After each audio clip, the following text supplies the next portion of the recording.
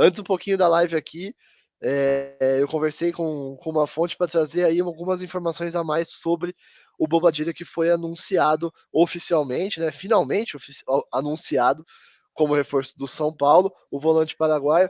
Ele foi contratado por 2 milhões de euros, tá? A gente viu alguns valores acima disso serem veiculados lá no início da negociação, mas o São Paulo fechou a negociação por 2 milhões de euros de forma parcelada. Então o São Paulo vai pagar pelo Bobadilla por 2 anos. Isso não quer dizer 2 parcelas somente, tá? Isso quer dizer que o São Paulo vai pagar de forma pulverizada, né? Vai pagar em várias parcelas. Eu não foi me dito exatamente o número de parcelas, mas eu sei que não são apenas 2. Então, durante 2 anos, o São Paulo vai pagar pelo Bobadilla de forma mais pulverizada. Então, são parcelas um pouco menores. E foi isso que deu uma arrastada aí na negociação, mas deu tudo certo para o Bobadilla se tornar jogador do São Paulo. O Bobadilla que é, como a gente já tinha publicado lá no All Sport, um dos queridinhos dos scouts brasileiros.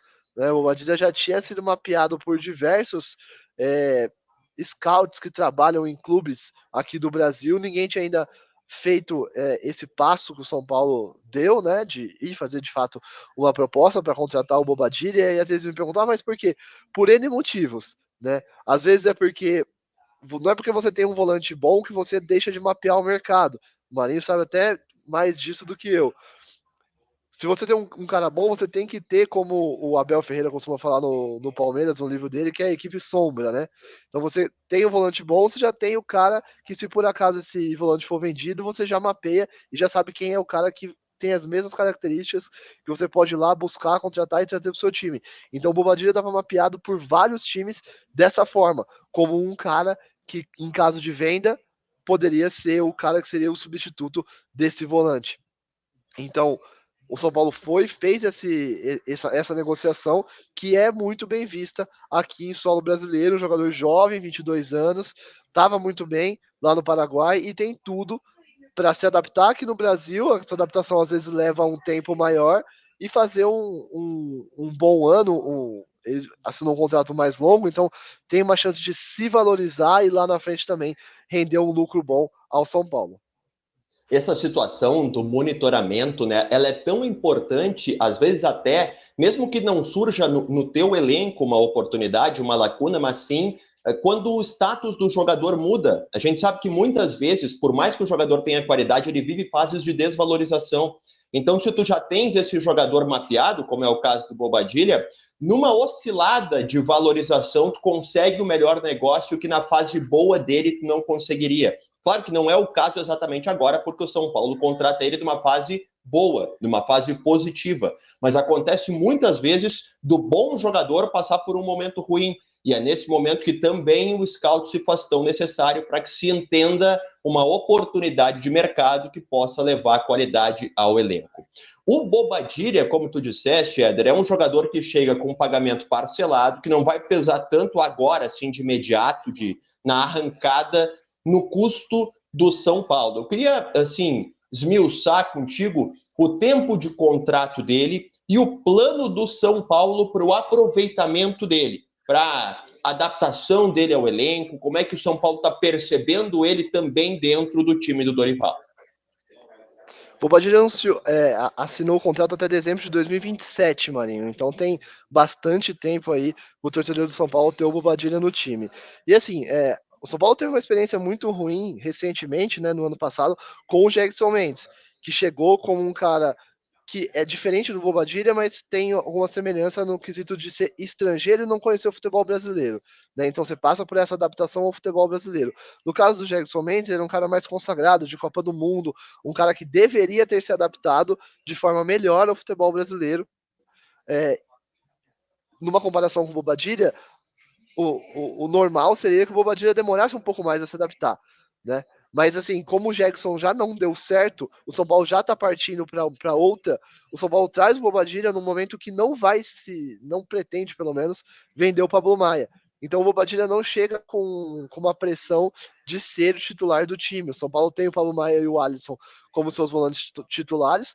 trouxe o Luiz Gustavo para ser o reserva do Pablo Maia e o Bobadilla para ser o reserva do Alisson, ou pelo menos alternar com o Alisson, disputar posição com o Alisson, né? O Bobadilla ele é um segundo volante, né? E ele é um cara de muito boa condução de bola, é um jogador que tem boa visão, tem um bom passe, só que também precisa melhorar um pouco na questão de intensidade sem bola. Na parte defensiva, é uma coisa que o Bobadilla ainda vai precisar crescer, e no futebol brasileiro ainda mais, né? Que é um futebol que, em comparação com o futebol do Paraguai, vai ser um futebol mais intenso. Né? A gente vê muito o jogador brasileiro que vai para a Europa falar: nossa, a intensidade na Europa é muito maior. Mas aí você tem um degrau, né? O degrau europeu, o degrau brasileiro e o degrau de outros países sul-americanos que têm um futebol um pouco mais lento, um pouco menos exigente, né? Então, o Bobadilla chega com tempo para poder se adaptar, vai fazer uma pré-temporada completa com o São Paulo, né? Então eu acredito que se tudo der certo, Maninho, pelo menos todas as referências que a gente ouviu, o São Paulo fez um bom negócio, uma boa contratação. É claro que sempre é uma caixinha de surpresa, né? Às vezes o cara chega aqui, não se adapta e acaba acontecendo o que aconteceu com o Jackson Mendes. Mas é uma nova tentativa e tá bem fundamentada a contratação do Bobadilla.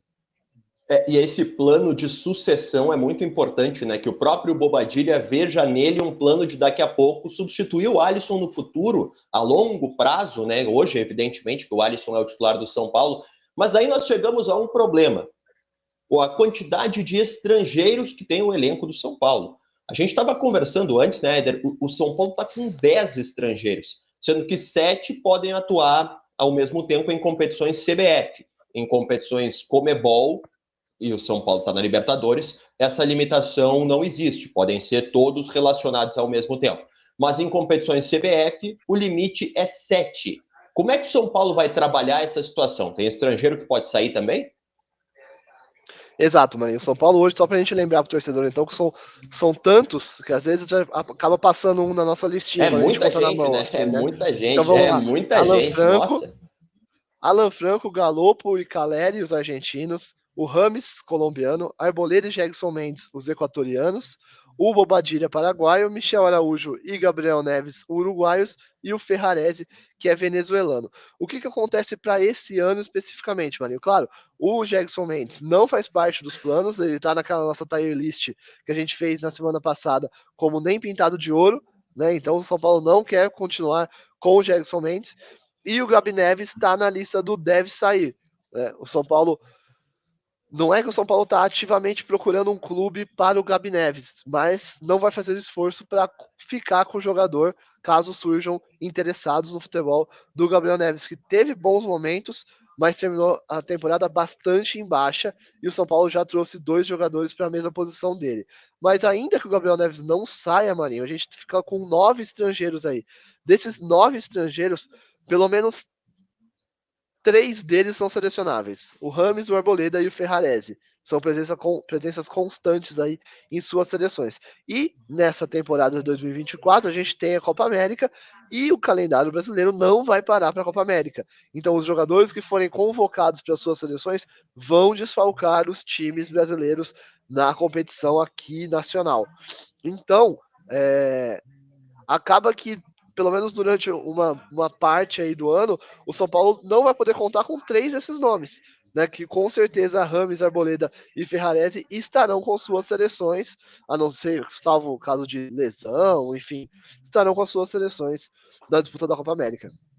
Então, para mais do que a gente falar que o Jackson e o Gabi Neves podem sair, a gente tem essa questão da Copa América, né, Marinho? É verdade. Não, eu ia comentar que a Copa América pode tirar jogadores até 9 partidas do Campeonato Brasileiro. Assim, claro que não é todos que vão perder as 9 partidas, porque as seleções vão caindo, algumas na primeira fase, depois nas eliminatórias. A Copa América vai ser disputada nos Estados Unidos, mas supondo que o jogador fique fora 9 partidas, é muito jogo, né? É jogo pra caramba. De toda forma, no caso do São Paulo, abre espaço para o outro estrangeiro que está logo ali. É meio que esse o cálculo, né, Eder? Exato, exato. A gente tem aí, por exemplo, o Michel Araújo, que está emprestado até o final do ano pelo Fluminense, que vai poder entrar nessa cota. Talvez pode ser um cara que num jogo tenha que ficar fora, para você ter aí o Arboleda, você ter o Ferrarese, você ter um Galopo que está voltando, pode ser que reveze aí o Michel Araújo com o Galopo, mas enfim, é uma conta que durante 9 rodadas é basicamente um quarto do campeonato, né? Então é importante você ter. Você não pode dispensar qualidade só porque é estrangeiro, até porque você tem essas convocações, você vai ter suspensões, você vai ter lesões, enfim.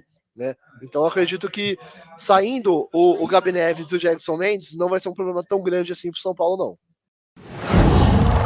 Qual